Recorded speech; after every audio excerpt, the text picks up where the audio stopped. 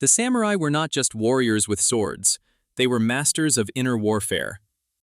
Their greatest weapon wasn't the katana. It was control over thought, emotion, and ego. And the crazy part? Modern neuroscience is starting to confirm what they practiced centuries ago. And today, we will learn the samurai mindset, 12 Japanese methods to control your mind. Let's begin. First, mushin, no mind. This doesn't mean being brainless. It means being free from mental clutter. In Zen and martial arts like Kendo and Aikido, mushin is the state where action flows without hesitation. Psychologically, this is what researchers today call flow state.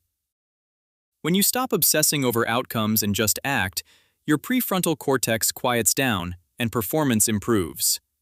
Overthinking is basically your brain trying to save you from embarrassment or failure.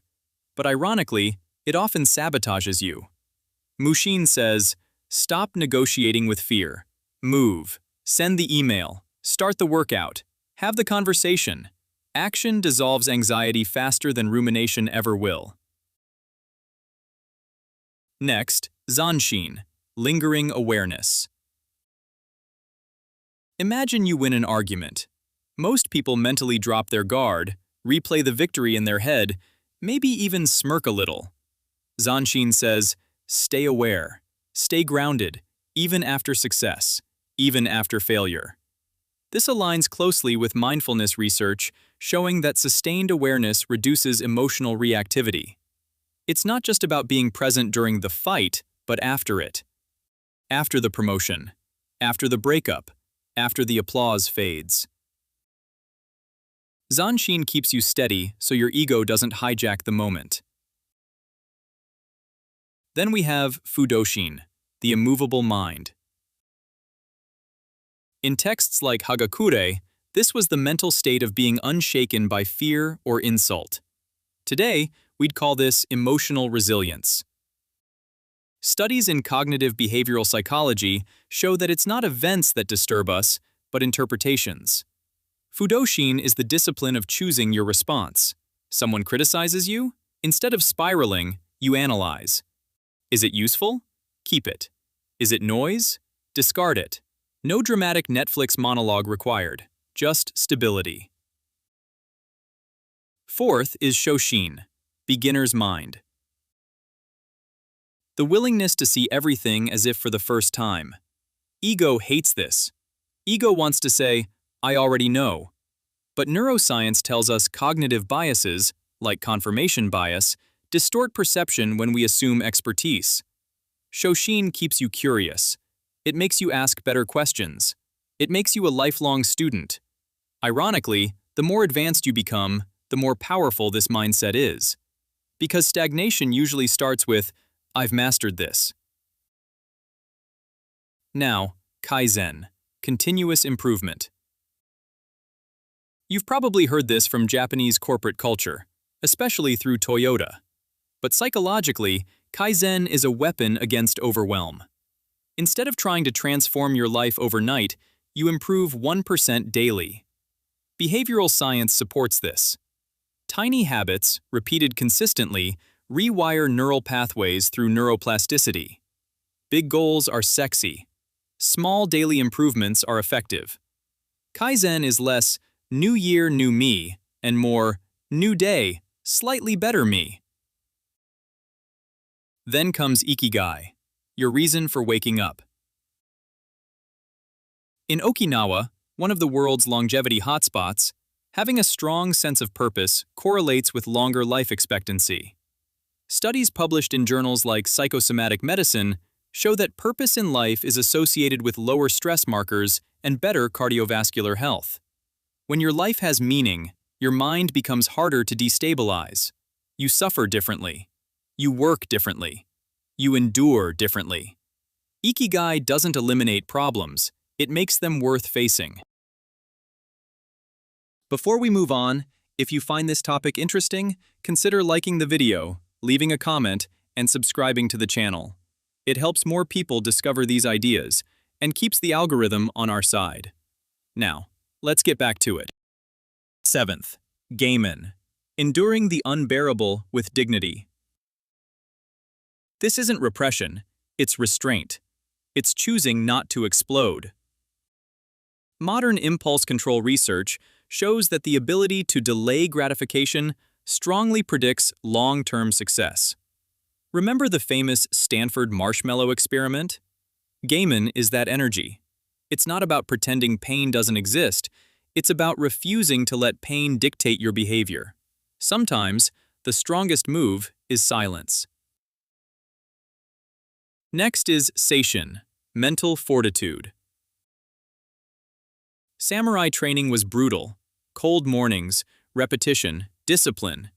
Today we know that controlled exposure to stress, what psychologists call stress inoculation, builds resilience. When you voluntarily do hard things, your tolerance for discomfort increases. Cold showers, tough workouts, deep work sessions without your phone. Seishin is forged in chosen difficulty. Comfort weakens the edge. Discipline sharpens it. Ninth, Meiyo, honor. In Bushido, honor was everything. But psychologically, Meiyo is about alignment with your values. Research in moral psychology shows that when actions align with internal principles, cognitive dissonance decreases. Your mind feels lighter. When you betray your own standards, stress increases. You may win socially, but lose internally.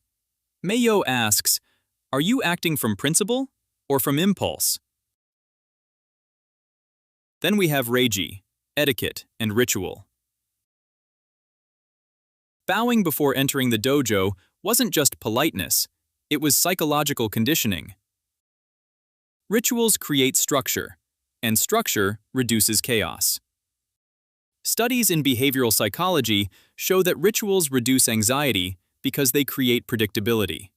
Morning routines, pre-performance habits, even making your bed. Reiji trains the mind through repeated signals. Now we focus. It's mental architecture. 11th is Makoto, sincerity, total honesty. Not brutal honesty used as a weapon, but clean alignment between thought, word, and action. Research suggests that lying increases cognitive load. Your brain literally works harder to maintain deception. Makoto simplifies life. When you stop performing and start being genuine, your nervous system relaxes. No scripts, no masks, just clarity. Finally, Heijoshin, maintaining a calm, ordinary mind in all situations. Not too high in victory, not too low in defeat.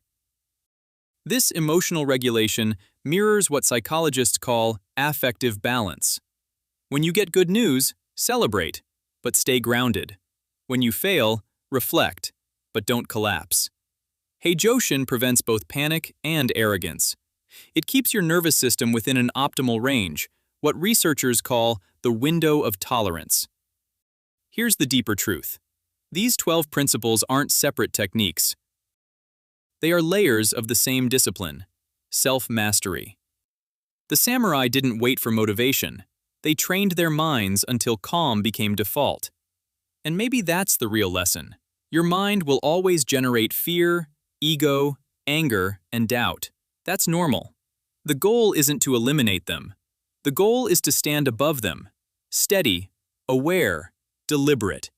Because in modern life, the battlefield is deadlines, expectations, social media comparison, financial pressure, and internal insecurity. The sword is gone, but the war remains. So the question is simple. Will you let your mind control you, or will you train it like a samurai? And that's it for today's topic. If you watched all the way to the end, thank you. I truly appreciate your time. Hopefully this video gave you a new idea, a new perspective, or at least something interesting to think about. If you enjoy videos like this, make sure to subscribe because we upload new content twice every week. So there's always another idea waiting for you. Thanks again for watching, and I'll see you in the next one.